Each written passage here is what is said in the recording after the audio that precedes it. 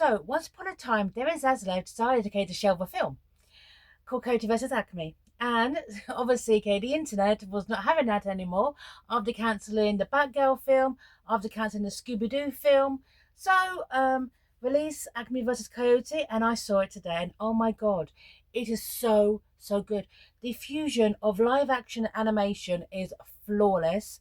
One thing I absolutely liked is the Looney Tunes characters were animated. Now, what was, yeah, CGI, must okay, but they were like physical animation, if you will. Now, I love the Warner Bros. Cartoons. I love the Looney Tunes. I had it as a little girl, and I absolutely love it. One thing I loved about Coyote versus Acme is it's a love letter. It's an absolute love letter, okay, to Wile E. Coyote, who's been out for 75 years, incidentally. Quite funny enough, too, again, Who Framed Roger Rabbit? He does have a cameo, him and Roadrunner, which is a good, like, 20 years before their, like, actual debut. But the idea was, okay, just waiting for their big break. Hey, so, and I think that's probably the only really anachronistic characters actually in Who Framed Roger Rabbit. Anyway, I love Who Framed Roger Rabbit. Anyway, I loved this film. Now, one thing I loved is this. There are references to the Who Framed Roger Rabbit. Now, first of all, this is going to be a totally all over the place review because I literally just saw the film, my first impressions. There is so, first of all, it references what's gone on before, the other Looney Tunes films, live actions, obviously Who Framed Roger Rabbit, got to mention. Allusions to the Who Framed Roger Rabbit with certain objects I did notice. And one thing I loved is this, is that it's taken the smaller Warner Brothers characters. Now, you've got the classics, okay, you've got Wile E. Coyote, you've got Roadrunner, of course, you've got Bugs, you've got Daffy, you've got Sylvester and Tweety, you've got Pepe Le Pew briefly. But one thing I absolutely love, it kind of gives agency to the characters that you don't often see, the smaller characters, the sub characters. Of course, there's Porky Pig as well, but anyway, I really enjoyed this film. I want to mention, okay, Who Framed Roger Rabbit. Now, it's quite interesting too, okay, because Kevin, who is the lead in this, in his company, which is called, okay, Avery, Jones, and Maltese, a reference to Tex Avery, Chuck Jones or Charles M. Jones, and Michael Maltese, the actual co-creator of the actually the co-creators of Coyote and Roadrunner. So yes, the co-creators, okay, actually have a reference to the names of the characters, which I thought was a nice touch. It's so good. Just the idea, the concept of Wile E. Coyote suing Acme due to every single thing going tits up every single time. Now the casting on this was spot on, and the fact is this is that there's not, apart from John Cena, okay, or Louis Guzman, no one in it is a big name.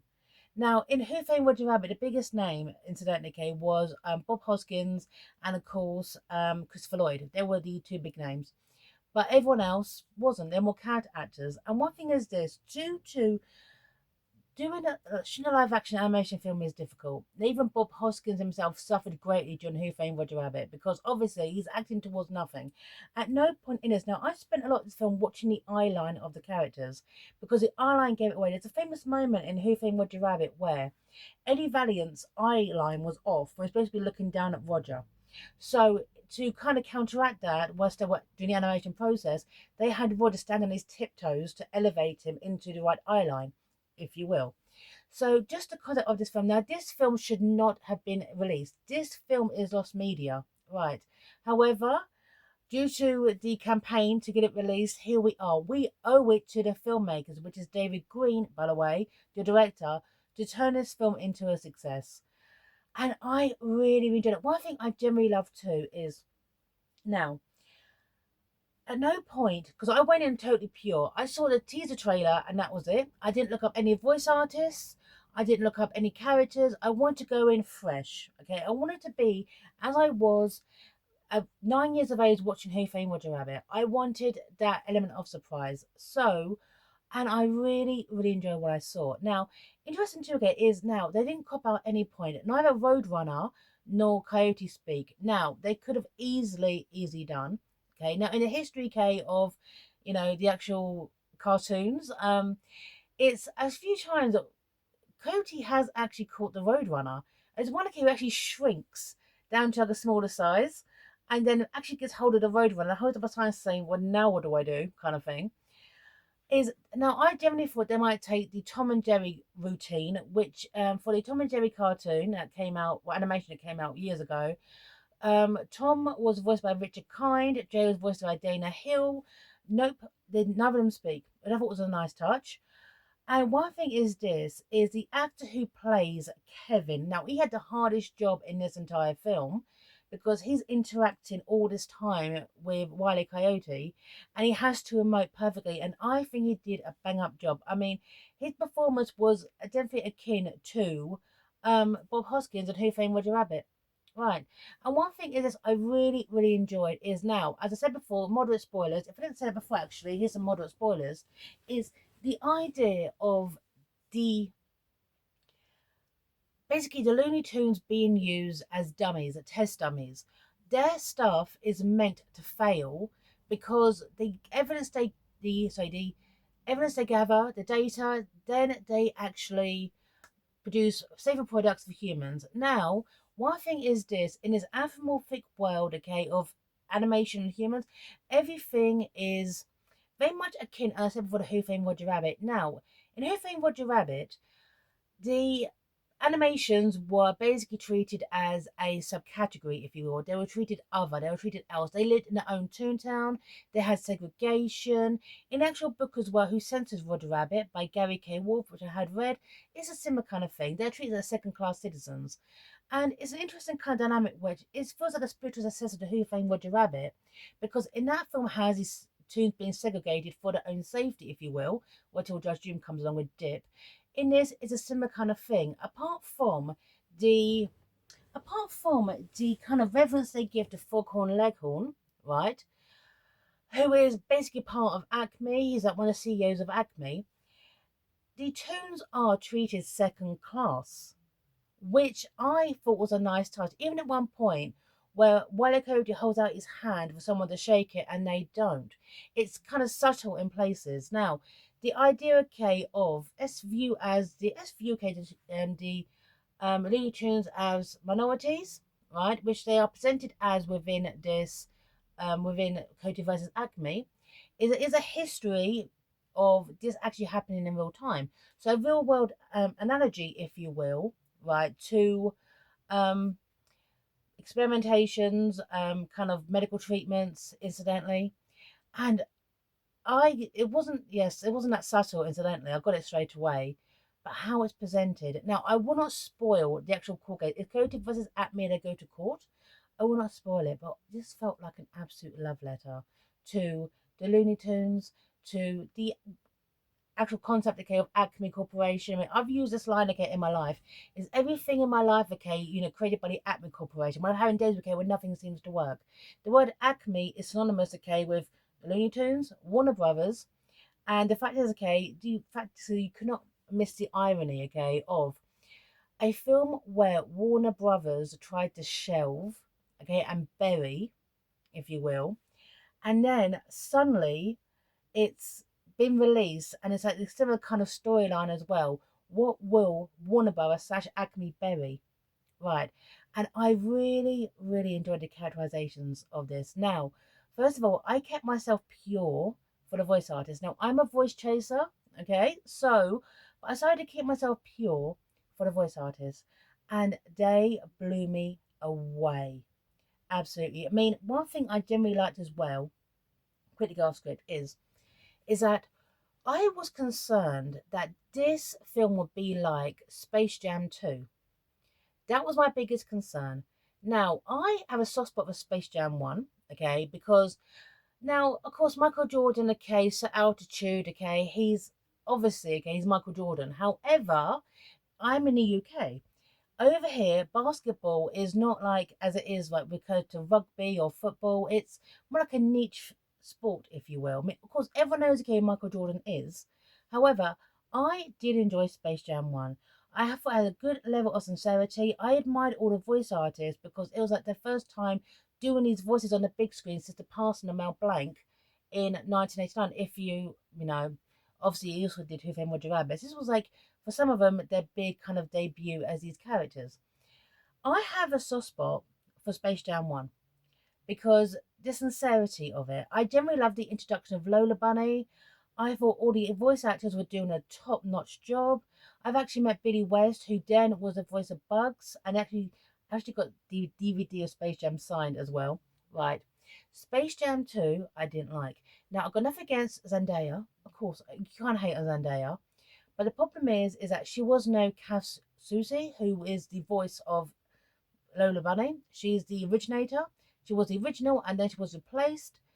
And I just thought it was with Space Jam 2. It was a case of, hi, we're the brothers Warner, and we are a horse for all our IPs. Right. That was my concern with Coyote versus Acme. Was essentially it be like Space Jam 2 with look at the brothers Warner showing off, being whores. They own all this stuff. They own the Matrix. They own Casablanca. We get it, okay? I just thought it dragged the film down, right? Even though some of the elements of Space Jam 2 I generally did enjoy, it just kind of took me out of it, okay? Same way when I watched Wreck-It Ralph 2 as well. I'm like, yes, Disney, we get it, okay? Look at you showing off all your stuff. I know your IPs. This, I never got that vibe. This was a love letter. This was a love letter to the sub characters, the minor characters, getting their moment in the spotlight, including Dr. Peter Law, okay, or Laurie, who has got a central focus in this, right? Who is a obviously same name as the actor Peter Law as well, whose caricature has been used in Warner for decades. This felt like a love letter to the characters that you don't normally see, and I really, really enjoyed it. Now, voice acting wise, I went in totally blind. I did not look up a single voice artist, and I was blown away by who it was. Andy Milo voiced Granny, okay? She's the only female character, if you will, the central female character. Eric Bezo is everyone else. Now, I went in totally blind with this. I mean, okay, Mel Blanc's successor. Honestly, if he ever sees this, Eric, Mel Blanc would be so surprised, impressed, and proud of you. You were flawless. Now, I recognised his voice quite quickly, okay, when it came to Daffy Duck, Foghorn Leghorn, I took it was him. However, I generally thought, okay, that Jeff Bergman was going to play Bugs. That was my first thought. He played Bugs. It is flawless. Every single voice. He did Sylvester, he did Tweety, he did Foghorn Leghorn, he did Porky Pig. He did them all. He did them all. Apart from, by the way, now I looked it up, Jim Cummins was the Tasmanian Devil. Okay? So, hey, Jim Cummins was the Tasmanian Devil. He did everyone else. His vocal performance was absolutely flawless. Mel Blanc himself would be so proud of you. Now, for those who don't know, Mel Blanc was the main voice artist for all the Looney Tunes, okay? Right. Apart from John Foray, he played Granny, but he was the main guy, okay? And because of that, he got paid top dollar, and ever since his passing in 1989, they like to kind of split. They have several voice artists, okay? You know, not just one guy, they have several, right? As he did all the voices for all the characters, flawless, spot on, and it blew me away. Mel Blanc would be so, so proud of you. It was a fun performance. I generally thought that Jeff Bergman, okay, who was the first actor to take on a Mel Blanc role in the Jetsons movie, right? After Mel Blanc's passing, whilst they were filming, he also stepped in for George O'Hanlon, who played George Jetson. Mel Blanc was Mr. Spacely. So I generally thought it was Jeff Bergman as Bugs Bunny. Nope, it was Eric. Flawless, flawless performance. Everything about this film just blew me away. It is a love letter. An absolute love letter. And one thing I generally liked is this, is that it is not done for children. Okay, of course, kids are going to go to it, fantastic, okay? Very much like Who Framed Roger Rabbit. You get something different each time. Now, I remember as a child watching Who Framed Roger Rabbit, 9 years of age, Who Framed Roger Rabbit. Watching it as an adult, different experience. This works on both levels. It does not talk down or look down to the audience. It is a courtroom drama. It is to do with politics. It is slapstick. Oh my God, the animation. Honestly, one thing I absolutely love is the animation was a labour of love. The fact is they really kind of captured the essence of Wile E. Coyote and Roadrunner and their relationship. And one thing I liked as well is that it actually asked the difficult questions and the interesting questions, okay, why are you doing this? Wile Coyote, why are you chasing the Roadrunner? And he's got no answer. Okay, he really has to kind of become more introspective. And I really, really enjoyed the characterization of Wile Coyote. He's been in this game now for 75 years.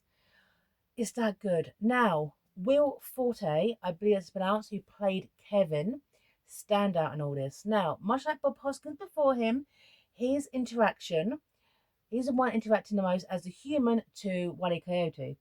He's got to convince us, okay, that Wile Coyote is real. Very similar case to Matthew Lillard when he comes to the Scooby Doo films. He's the one who spends most of the time interacting with Scooby Doo. He has to convince us Scooby Doo is a real character, not CGI. He nailed it. Absolutely nailed it. And his performance, I thought, was so textured and layered. And you don't really get the deep dive into Kevin's personality, but you do understand him too. His frustration at the system. And interesting too is a nice kind of parallel, as I said before, with Who Framed Roger Rabbit. Now, in Who Framed Roger Rabbit, Eddie Valiant loved working with the Toons. He loved working in Toontown. He loved the Toons until his brother was, killed by a tune, and a piano. Okay, so one thing is this: is that Eddie loved the tunes, right, until his brother passed away. However, with this, Kevin works with tunes to get compensation every single time a product.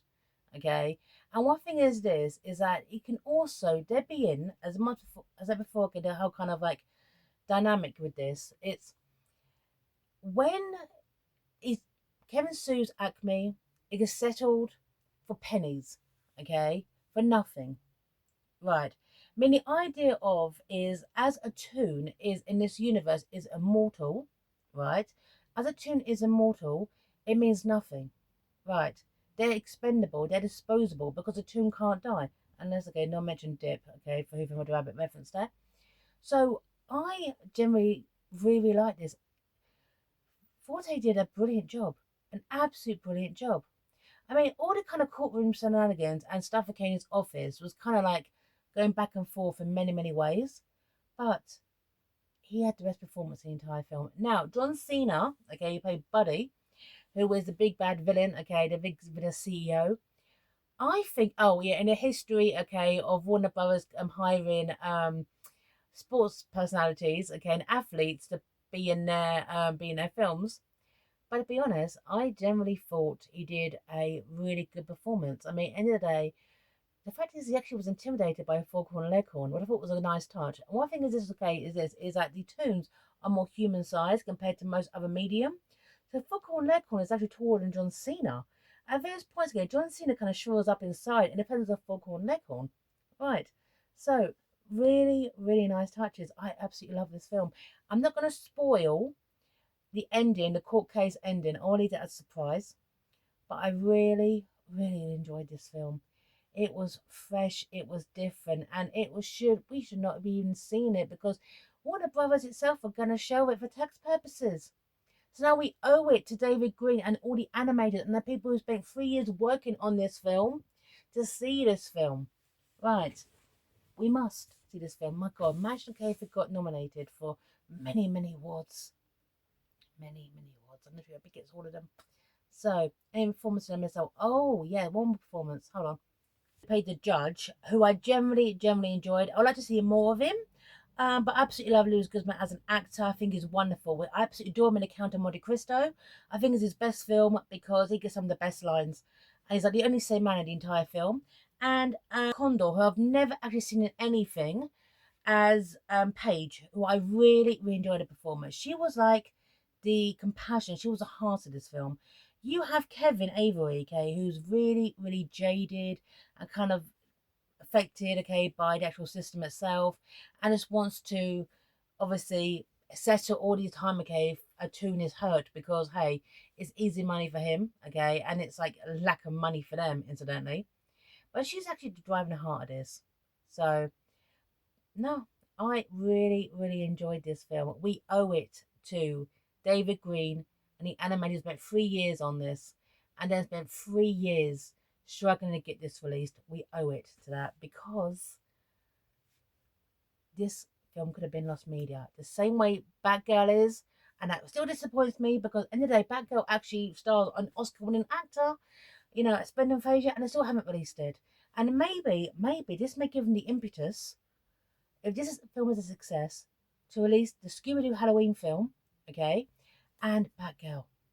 We owe it to 4K or Lost Media to watch Coyote vs. Acme. Please go see Coyote vs. Acme. Now, obviously, okay, I'm a total nerd for the Looney Tunes, okay, absolutely. But please go see this film. It's a love letter. Bye now.